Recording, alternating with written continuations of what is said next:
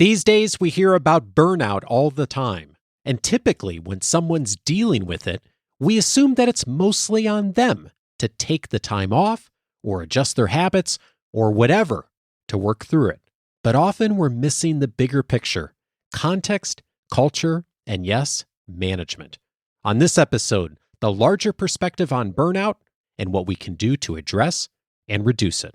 This is Coaching for Leaders, episode 608. Produced by Innovate Learning, maximizing human potential. Greetings to you from Orange County, California. This is Coaching for Leaders, and I'm your host, Dave Stachowiak. Leaders aren't born, they're made. And this weekly show helps you discover leadership wisdom through insightful conversations. Just about every single person who's led anybody in any organization has heard the word burnout a lot in recent years. Of course, the pandemic has influenced that, but burnout has been a challenge long before the pandemic. And as leaders, of course, we care very much about the people that we have the privilege to lead and how we can address burnout proactively. And one of our invitations for us today is to think about burnout not just as something that is affecting an individual, but how we can be much more proactive at looking at it from the standpoint of leadership and management. I am so glad today to welcome an expert on burnout who's going to help us to really take the next step on what we can do as leaders in our organizations to address this much more proactively. I'm thrilled to introduce Christina Maslach to you. She is the pioneer of research on job burnout, producing the standard assessment called the Maslach Burnout Inventory, award-winning articles, and several books, beginning with Burnout: The Cost of Caring in 1982. Her research achievements over the past 5 decades have led to multiple awards from the National Academy of Sciences, Western Psychological Association, Society for Personality and Social Psychology, and many others. Christina has received awards for outstanding teaching, including USA Professor of the Year in 1997. She has been a professor of psychology at the University of California, Berkeley since 1971. She is now a core researcher at the Healthy Workplaces Center at UC Berkeley and the author, along with Michael Leiter, of the Burnout Challenge, Managing People's Relationships with Their Jobs. Christina, what a pleasure to have you on the show. Well, thank you so much. I'm delighted to be invited to be here with you today. This book is so powerful on reframing how I think many of us think about burnout. And the analogy that landed with me so strongly is when you begin the book with, is thinking about the canary in the coal mine. I know many of us have heard of this practice before, but it really has a tie-in with burnout too. And I was wondering if you could share with us, what's the relationship between the canary in the coal mine and burnout? Yes, thank you. The canary was used as a way to detect any potential harm or danger to workers. So in the mines, before the miners would go down into the mines, the canary, which is a sensitive kind of bird, would go down in a cage first, be lowered down. And if the canary had trouble breathing or functioning or died even, it's a sign, a signal, wait. Not that there's something wrong with the canary. It's not tough enough, strong enough to take whatever the workplace gives it, but to say there are dangerous conditions in the mine, and other human beings like the miners should not be going down into it until it gets fixed and the toxic fumes are not a risk factor anymore.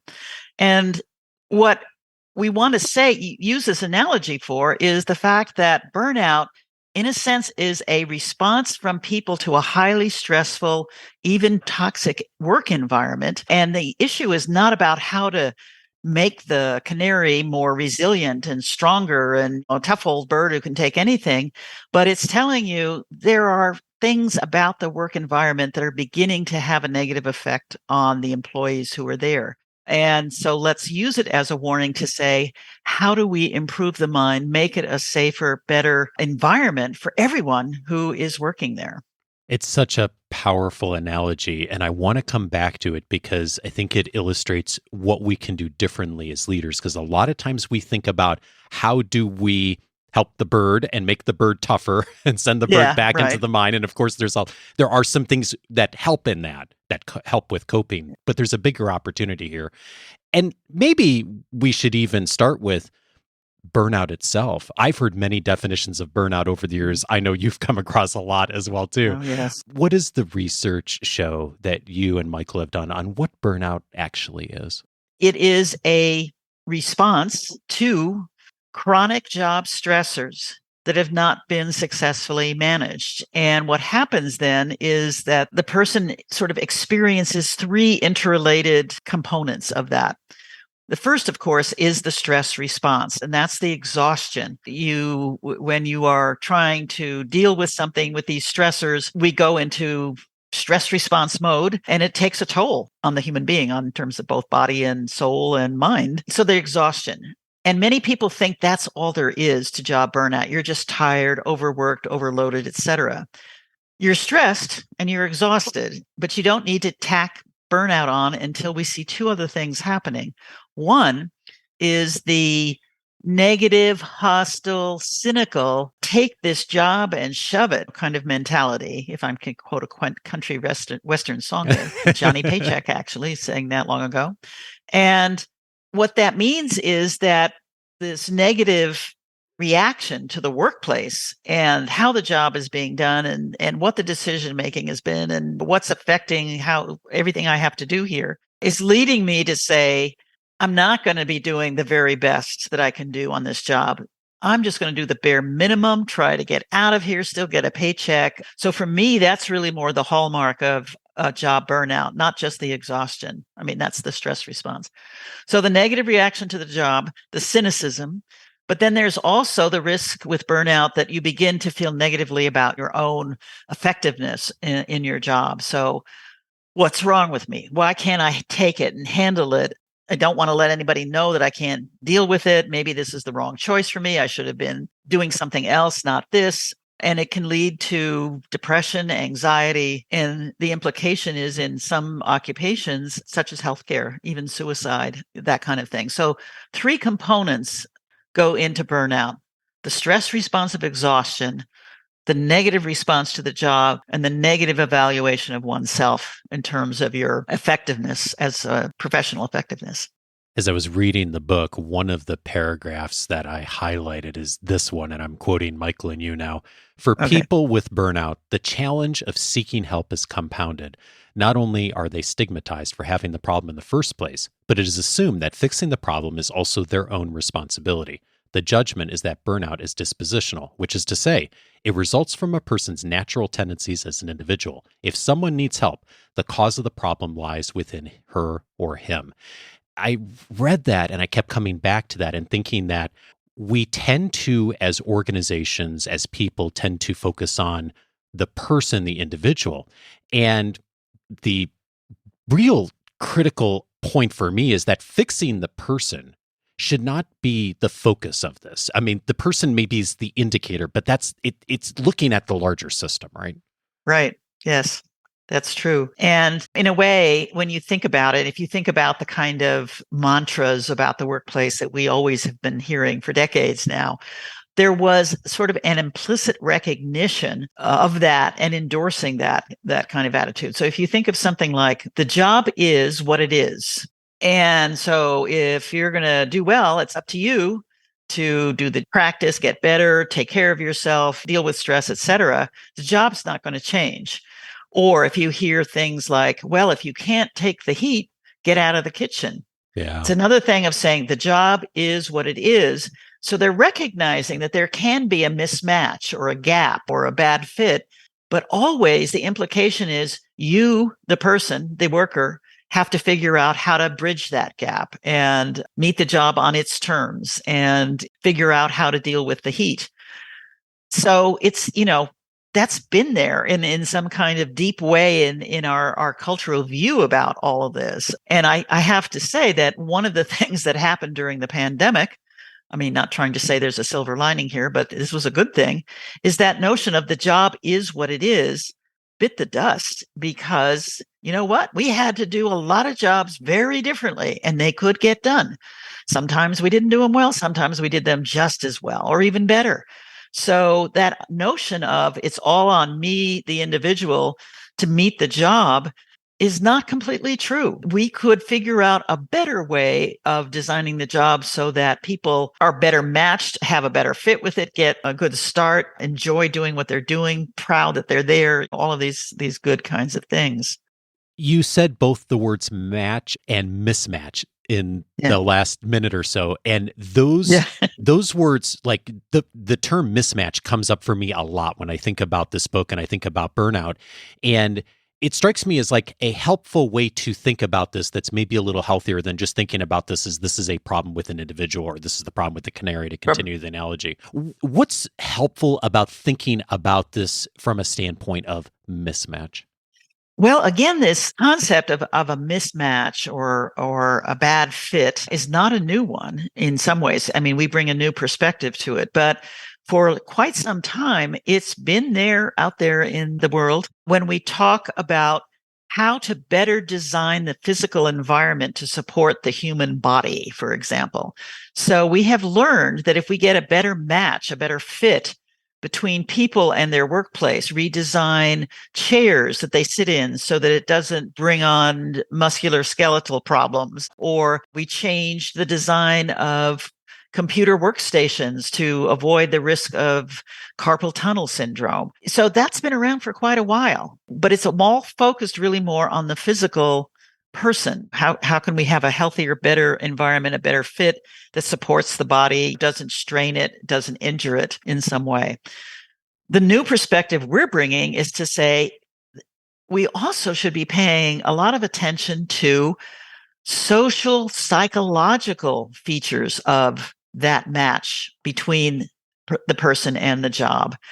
In other words, what makes people tick? What makes them motivated? What makes them innovative? What makes them helpful, careful about checking for errors? All of those kind of things.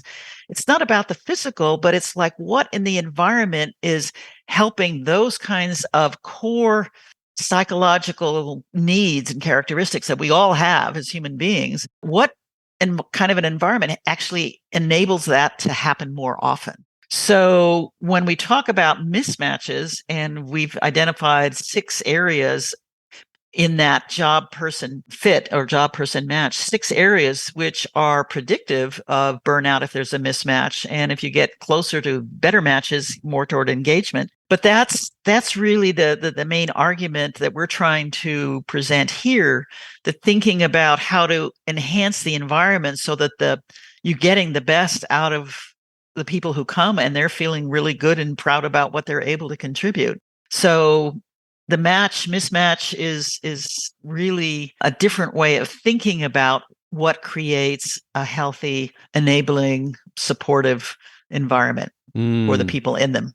Yeah, indeed. And you told me burnout is first and foremost a management issue. And one of the first things that you invite us to do is to shift from focusing on what may be wrong with the person and focusing instead on what's wrong with the relationship between the person and the situation. What does that look like? What that looks like is that when you're seeing or finding out that people are having some problems or difficulties or complaints or whatever about some kind of thing, is to be asking the question about why that might be happening, not just who is experiencing it, but why they are experiencing that. And a why question is more likely to take you to the context, to the coal mine, if you will, because you're going to be looking for what are other factors that are going on there that might be relevant to why that person is reacting that way. To the extent, I mean, if you ask a who question, you tend to get who answers. But if you shift the question to why, what are the causes of this, not just what are the effects, then it opens up some possibilities about why somebody is having a real problem coping with these stressors. It may turn out that to get the equipment that they need to do the job in a hospital clinic, they have to run down to another floor and get to another place to get a copier, and it's not ready or to go or whatever, and they're wasting time not being with their patient.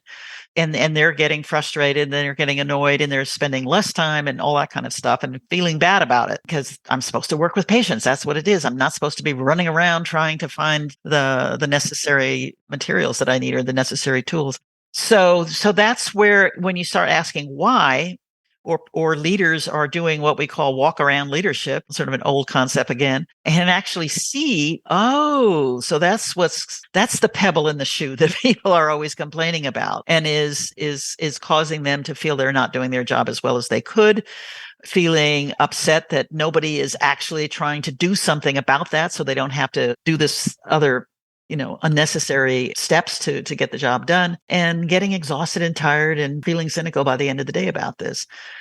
So it's focusing on the relationship is really looking at what are the things that people are having difficulty with, and what is it about the setup, the resources we have, the time limits we put on things, whatever. What is it about the immediate job right there that might be making this more of a struggle for people rather than an easy way to get that part of the job done?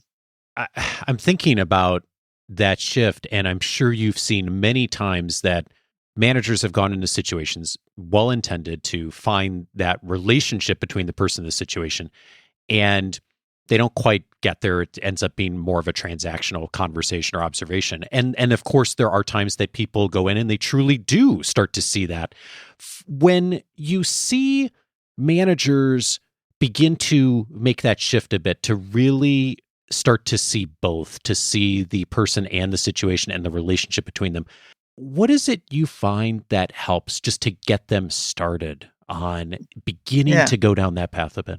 I think there are many things that could be done, but one of the things that comes across a lot, and this is both from not just the managers, but a lot of the employees in different levels that I talk to, is that at some level, they really want to feel that their manager is on their side, is advocating for us as a team, the unit, doing whatever we're doing. That if, rather than necessarily just telling them what upper management is saying we have to do and imposing stuff top down, there needs to be a more bottom up, sideways communication process where people feel they can trust their manager, they can go to their manager, they can go as a group to their manager and say, this is getting problematic over here. What could we do about it? And having a sense that say, okay, yeah, let's figure this out.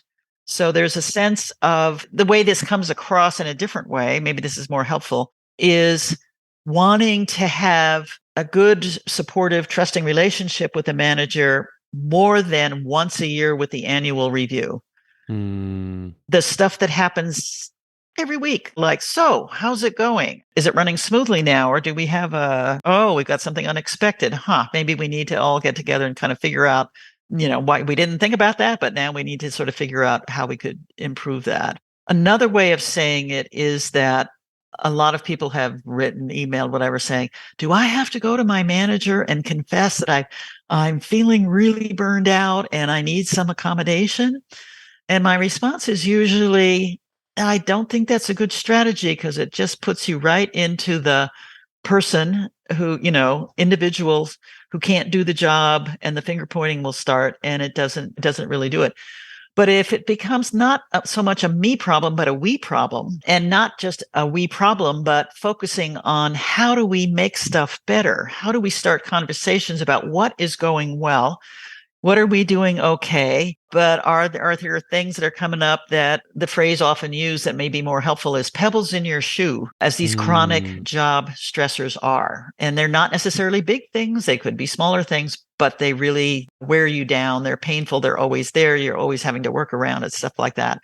So I don't think we need self-confessions of burnout to get to the place where we say, Let's just check in periodically and see how are things going. And are there places where we need to sort of rethink how we do the job, or is there something we could get rid of that we don't really need to do anymore, or something like that? If it's a we focusing on how to make it better, it takes the stigma away. It focuses on practical, let's improve this. It's a more positive way to get at building these kind of better bridges and the relationships between people in their jobs than just sort of people feeling beaten down and not really understood or known or respected, because there's really not any conversation about how we could do this in a better way. So I think there are a lot of ways to open up that conversation. One of the things we do in the book towards the end is talk about, and borrow from healthcare actually, the notion of a regular checkup for an organization or for a team or for a unit, rather than some of the other ways in which we do assessments of how well people are working on the job.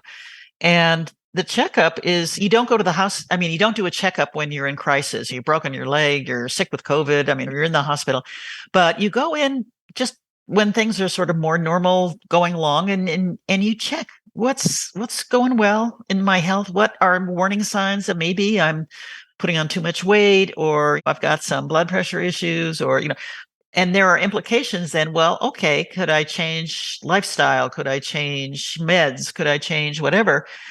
But you do it regularly, like every year, every 2 years, and just to check in. And so an organizational checkup, which says, so how are we doing? What's working well? Where are we still running into some issues and obstacles? Find out from employees, listen to them, and get some better ideas of, okay, what could we tackle? What could we do? Makes it a much more collaborative effort, and people feeling that we're all in this together and we kind of care about each other and we're willing to go forward. And I think that would help deal with some of the big mismatches we see in terms of socially toxic work cultures, where people don't know who to turn to, who to talk to, or afraid they're going to get thrown under the bus. It's you want a sense of belongingness, like, yeah, I can be here and do something well, and sense of the competence you have, and feeling psychologically safe. I can speak up and point out, wow, we're not doing such a good job over there. Maybe we could change it somehow or figure out a better way, and not get dumped on.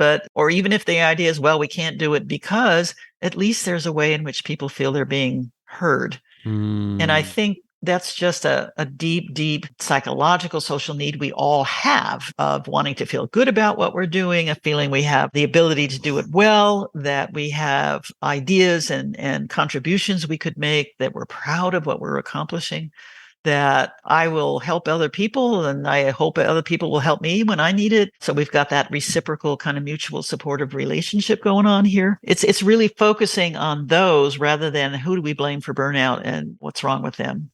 Yeah. And boy, there's two things you said there that just leapt out at me as like really helpful, practical places for people to start. And one of them is I'm thinking about what you said of like the pebble in your shoe, right? Yes. And what a fun question to ask. Maybe fun is not the right word, but like coming in as a manager and saying, what's the pebble in your shoe right now? Like just opening with that and being curious. And I hear so much of like curiosity and listening to what you're saying. And then the other piece of it, thinking about the checkup, and you point this out in the book too, is of course, many organizations do surveys. Many organizations don't do anything then with the results of the survey.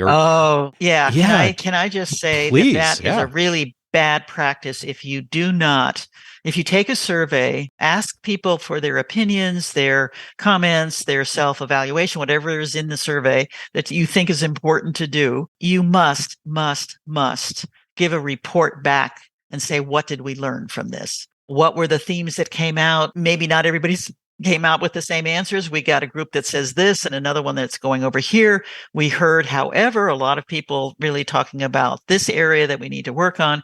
And then to say, what have we now that we've learned this, how are we going to move forward on it? Should we try and set up a process to make some changes here? Do we need to rethink some of this? Or here's the problem where we're sort of locked in on these kind of things given federal regulations, and here's why. But what could we do in other ways?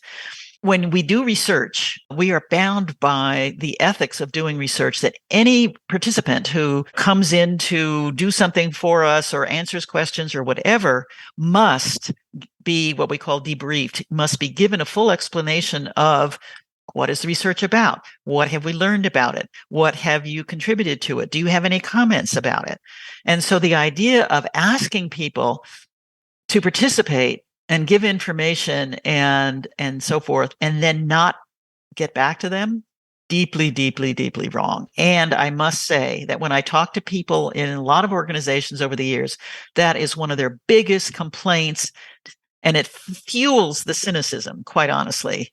Why should I be answering these questions every year when we never hear anyway? So I'm making it up. I don't answer. I just draw a line down the middle. I mean, you're getting garbage in after a while, and that's garbage in, garbage out. It becomes, and I am surprised still always how often there is no feedback. And it's so wrong. I mean, it's like having a conversation, talk to me, and then I don't answer your questions. I don't get back to you. I don't say thanks for taking the time and effort to put these ideas out there. I mean, usually the first time people really take it more seriously and put in ideas and comments, and then they never hear or they never see anything that suggests that anybody ever looked at it. So asking for input on surveys and stuff is not a bad thing, but you need to be able to honor people's contribution by responding to it. Yeah. Whatever the answers are, I mean, here's what we can do, here's what we cannot, all that kind of thing. I mean, another mantra that comes to mind that we were hearing a lot before the pandemic even is a message, sorry, you're going to have to do more with less. And that was kind of a message that would be coming down like, okay, we're not going to hire more people. We're not going to be able to get this other tools or equipment. We have more contracts, but we don't have more resources to spend on it. So all of you are going to have to do more with less. Bad math, and it is demoralizing message to hear. And when you've compounded that by not answering and responding to what people said about the situation they're in, it has some very, very, very negative impacts. And, Indeed. to say that people are going to burn out as a result in terms of the exhaustion of trying to meet that demand and feeling negative and cynical about how do these people run this place if we do more and don't get anything and have less, resources to bring, and then feeling I'm not proud of how I'm doing this job because I'm doing it by the seat of my pants and making choices that are maybe, I don't know if they're good or not, but it's a tool that can be used very well. It can also be used incredibly badly. And I think people just need to realize that one really bad consequence of doing this is not responding and saying, what did we learn from this? What were the answers that people gave? What was the profile that came out from this? Almost worse than doing nothing in that case. And, yes. Oh my gosh, yes. And there's three things coming up for me thinking about that. One of them is if you're going to do a survey, commit in advance to making sure you're going to communicate back, figure out the timeline, the schedule, how you're going to do that, budget, whatever. Secondly, if you've already done the survey, and you haven't yet done that, it's not too like better late than never, right? Yeah. And then I think the third thing that's coming up is that before you do the next survey, tell people what you did to address something from the first survey, right? Like, Here's what we did. Here's what we actually changed. My friend Oscar Trimboli, who's been on the show before, talks about the importance of listening. And like, if you're going to ask people to give survey feedback, first tell them what you did with the last survey. So it demonstrates that you've actually been listening and paying attention. Yes. And boy, so many organizations not only don't do all three, like don't even do one of those well. Yeah. Yeah. And it has really negative and, as I say, long-lasting consequences, because it's not like people are machines and you put out a survey and you get all the data back and stuff like that. They have, as I said, when you think of all those psychological, social motives that make us human, we want to feel that we're respected. We want to feel that we know what we're doing, that we have something to contribute, that we can make things better for everybody. We want to be proud about the organization we work in. All of those kind of things can get just hit badly. A simple thing about not answering. Easy not to ever get there, and sort of say, oh, no, it's not so important. And particularly, I hear this from leadership often, we do these surveys this year and then the next year and whatever, and, they're using whatever, Gallup engagement surveys. The needle never moves. So it's like from them perspective, maybe say, well, there's nothing to learn from it because we get 30%, 29% engaged, now 20%, what I think they're not seeing and not realizing that they're not actually mining, if I can go back to the mining example, mining the answers and the results from that in a productive way. And if they can't understand why people all said this or there was a split about it, then go talk to people and find out what's going on here, or check with your managers about why this unit seemed to be going one way and another one another way. There's ways to use this information, but to ignore it and not to share it after you've asked people to share and the content is just, I don't want to just say that it's wrong. It's just haven't realized the potential for a negative, long-lasting impact that leads to and adds to the more chronic stress that people feel, and which causes burnout. I keep coming back to what you said earlier, that burnout is first and foremost a management issue. And so my invitation is for those who are experiencing these team members who are struggling with burnout right now, what a good starting point this book is. We've just scratched the surface. There's so much that we can do as individual managers in our organizations and teams. And in fact, perhaps it's the most important leverage point, even more so than at the executive level of as an individual manager. There's so much we can do, as we've talked about, to shift away from just thinking about this as a one-person only challenge. So I'd invite you to get the book, to dive in on this. There's so many strategies that Michael and Christina have outlined. Christina, you have been doing this research for 50 years. What an incredible gift you've given to all of us on being able to think about this in a more productive and a more holistic way. And I'm curious, in the recent years, as you've continued to research, as you've continued your work, of course, this new book, what have you changed your mind on? I think I've come to better appreciate than I did when I started out how much the environment, the social, physical environment, interpersonal environment in which we operate all the time, at work, at home, in the neighborhood, wherever, how much impact that has on shaping how we respond and what we do. And so if we focus too much just on the person and the effects that is happening to them without taking into account what's causing it in that larger environment, we may end up with just the wrong way of understanding the problem. And if we get ways, the wrong way in the sense that we're going to just focus on the individual and what do we do about the individual and stuff like that. I don't mean to object to coping, but I think we cannot prevent problems like this if we don't understand the why question in that larger situation that has many ways of enhancing what we do or bringing obstacles to what we do. It's a complex kind of thing, but the message that I want to be able to get across is that the people who experience burnout, and as I've interviewed them over 50 years now, are telling stories about how that larger environment is leading to an experience that is less than great for them and for the people they contact and touch and deal with and all the rest of it.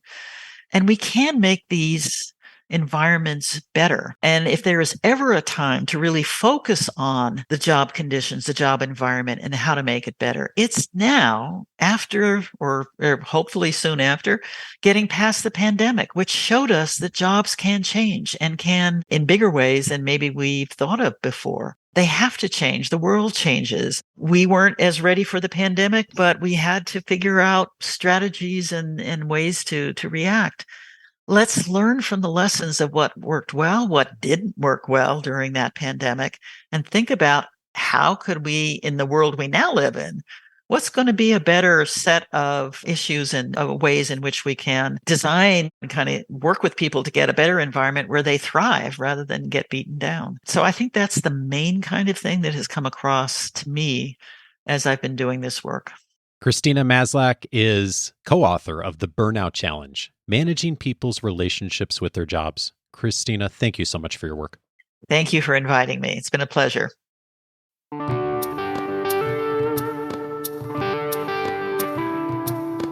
You probably noticed we didn't say much in this conversation about individual coping strategies for burnout. That's because, well, it wasn't the focus of the conversation, and also that is the conversation we almost always are having, is how does the individual cope? Many resources from Christina and others on that, and one of those resources is in her book, Chapter 2, I'd recommend as a starting point for much of her research on how you may cope as an individual if you're dealing with that right now or you're working with someone who's dealing with that. Thanks again, Christina, for all of your work. Several related episodes I'd recommend that'll also help on some of those individual strategies. One of those is episode 409, Gallup's Findings on the Changing Nature of Work with Jim Harder. Jim, chief scientist at Gallup, talked about all of the work that Gallup's been doing to surface data for us around the globe, looking at leadership and organizations and culture. And the findings again and again and again over the decades from Gallup have been so consistent. On this point, the manager makes a huge difference, both for good or bad, depending on how it plays out in the kind of workplace that evolves, how motivated people are, burnout levels. So many things tie back to the individual manager. It's one of the reasons I'm so glad you're listening to this episode and you've taken the time to invest in how you may get better. Episode 409 is a good complement to this conversation. On some of the individual strategies, I'd recommend episode 561. Jennifer Moss joined me for that episode on how to reduce burnout. We talked a little bit more at the micro level of what you can do as an individual leader and also some of the individual coping strategies for burnout. What does that look like? She pulls on some of Christina's work as well, episode 561 for that. And then finally, I recommend episode 582. How to Compare Yourself to Others with Molly West Duffy. She was my guest. That title a little bit tongue-in-cheek because, of course, we've all been told we shouldn't be comparing ourselves to others. Of course, we all do, right? And so we do tend to compare our weaknesses, though, to other people's strengths. One of the things Molly and I talked about in that episode and looked at her work is, given the fact that we're going to compare ourselves to everyone else anyway, even though we've all been told we shouldn't, how do we do it in a much more productive way that helps us to cope better and have a much more healthy perspective? Episode 582 for that, I think an important addition to this conversation. All of those episodes you can find on the coachingforleaders.com website. If you haven't already, I'm inviting you to set up your free membership at coachingforleaders.com. It's going to give you access to a ton of benefits. The weekly leadership guide you'll receive from me on email each week with all the details from the episode, the links, the keynotes, the resources I've been finding, our entire episode library, searchable by topic since 2011, and also full access to my own personal library. When you log in with your free membership, you're going to see a link in there that says Dave's Library. I have databased every article I have found that I've passed along in the weekly guides, all podcast episodes that I've been found and used in my own work from me, but more importantly, from others out there who have other perspectives that'll be helpful to you. Articles in resources, Harvard Business Review, Wall Street Journal. I have been databasing those for years and tagging them to make them useful to you to be able to find the article you're looking for, the credibility piece for a client, that resource that you need to be able to have that third-party evidence that says, hey, here's something that's going to be helpful for us as an organization. I've done all the work for you. Go and sign up for the free membership at coachingforleaders.com. Click on Dave's Library. You're going to see an entire list of topics there. All of those resources database so you can access them, freely available. Help yourself. I hope you find that useful as a starting point for the resource you're looking for right now. Next week, I'm glad to welcome global consultant and guru Ram Charan to the show. Ram is going to be walking us through how to lead through inflation. Inflation, a big challenge around the world right now. The macroeconomic picture is changing, of course. We're going to be talking about what individual leaders can do to think about leading through inflation and recession, and what we can do that's a lot more proactive. Join me for that conversation with Ram next week. Have a great week and see you on Monday.